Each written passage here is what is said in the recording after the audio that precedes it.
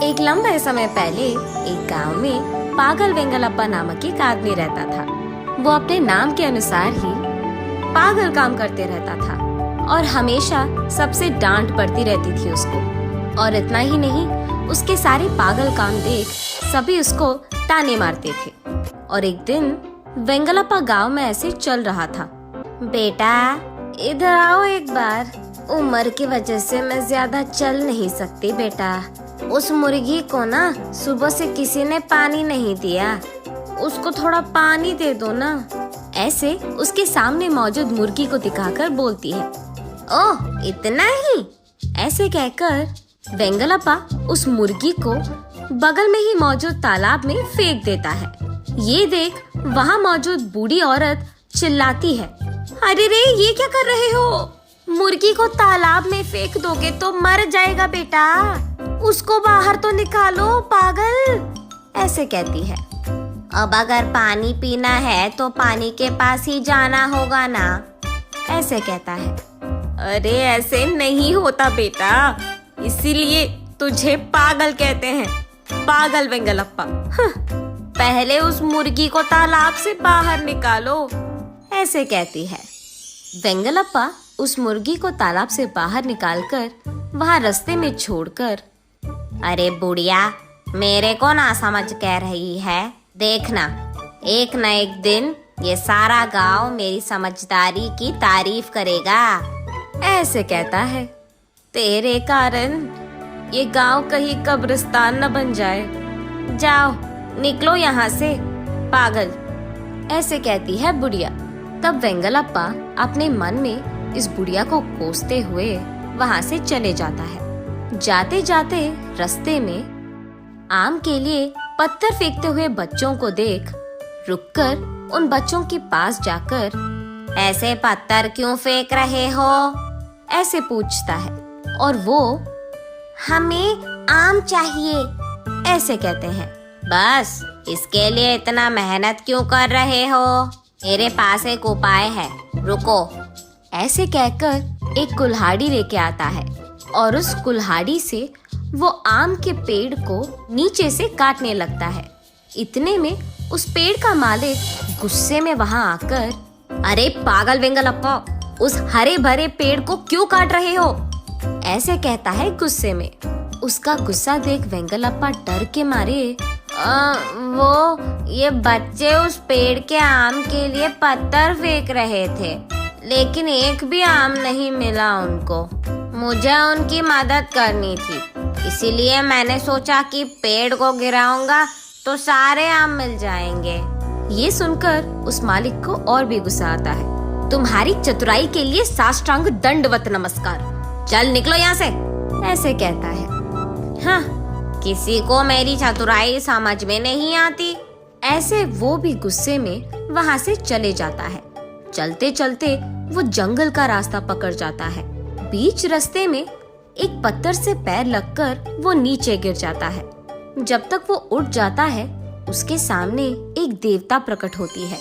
वेंगलप्पा आश्चर्यचकित होकर उस देवी को देखते रहता है। इतने में वो देवी, कौन हो बेटा तुम? मेरा नाम वेंगलप्पा है, आप कौन है? ऐसे पूछता है। मैं एक देवी हूँ, एक श्राप की वजह से मैं ऐसे पत्थर बनकर रह रही हूँ। आज तुम्हारी वजह से मेरे श्राप से मुझे मुक्ति मिली है। ओह अच्छा। और क्योंकि तुमने मुझे आजादी दी है, मैं तुम्हें 3 वरदान दे सकती हूँ, मांगो, ऐसे कहती है। हाँ 3 वरदान, सच्ची? तो मुझे थोड़ा समय चाहिए, एक के बाद एक पूछूंगा, ऐसे कहता है। वो मुमकिन नहीं है बेटा, एक ही बारी में 3 वरदान मांगने पड़ेंगे, वो तीनों एक के बाद एक सच होंगे, और वो भी अभी के अभी मांगनी पड़ेगी। मैं यहाँ ज्यादा देर नहीं रह पाऊंगी बेटा, ऐसे कहती है। ओह फिर मैं अभी मांगूंगा। ऐसे वो धनाधन 3 वरदान मांगता है। मुझे एक बड़ा बैग का सोना चाहिए, उसके बाद मैं एक बड़ा बंगला में रहना चाहूँगा, उसके बाद मेरे गांव के सारे लोगों को मेरी बहुत तारीफ करनी होगी, ऐसे पूछता है। तथास्तु, देवी ऐसे कहकर वहाँ से गायब हो जाती है। यहाँ वेंगलप्पा सोचता है कि आज गांव में सारे लोग मेरी होशियारी की बहुत तारीफ करेंगे। ये सोचते हुए वो वहाँ से चलते रहता है। उसे बीच रास्ते में एक बैग दिखाई देती है। वेंगलप्पा बहुत पाने की खुशी में उसके मांगे वरदानों के बारे में भूल जाता है। उस बैग को लेकर बगल में रखकर, लोगों को तो दिमाग नहीं है, सब कुछ बीच रास्ते में पैरों के सामने ही लगाते हैं, ऐसे सोचते हुए वो आगे चले जाता है। कुछ देर बाद उसे सोने के बैग के बारे में याद आता है। अरे रे, वो शायद सोने का बैग था। ऐसे सोचकर पीछे मुड़कर वो बैग लाने की कोशिश करता है, लेकिन उतने में ही अचानक वो एक बड़े बंगला में बड़ी सी सिंहासन पे राजा की तरफ बैठे हुए रहता है। उसके ठीक बगल में अलग प्रकार के व्यंजन पेश किए हुए रहते हैं। वो सब देख, आहा, मेरा बंगला कितना अच्छा है, ऐसे सोचते फिर से सोने की बैग याद आने के कारण उसे ढूंढने फिर से बाहर आता है और उसे रास्ते में ढूंढते रहता है, लेकिन वो बैग कहीं नहीं दिखता है। फिर से बंगला चले जाएंगे, ये सोचकर पीछे मुड़कर बंगले की ओर निकलता है, लेकिन बहुत दूर चलने के बावजूद उसे बंगला कहीं नहीं दिखता है। ऐसे वो आखिर में घर पहुंच जाता है। वहां पहुंचकर गांव वालों को जो कुछ भी आज उसके साथ हुआ बड़ी गर्व से कहता है और कहता है कि तुम लोगों को मेरी तारीफ करनी चाहिए। तब वहां मौजूद गांव वाले वेंगलप्पा की कहानी सुनकर, अगर तुमने सच भी कहा तो तुम सच में बहुत किस्मत वाले हो, लेकिन क्या फायदा, तुम्हारी इस पागलपन के कारण वो सब तुम खो बैठे।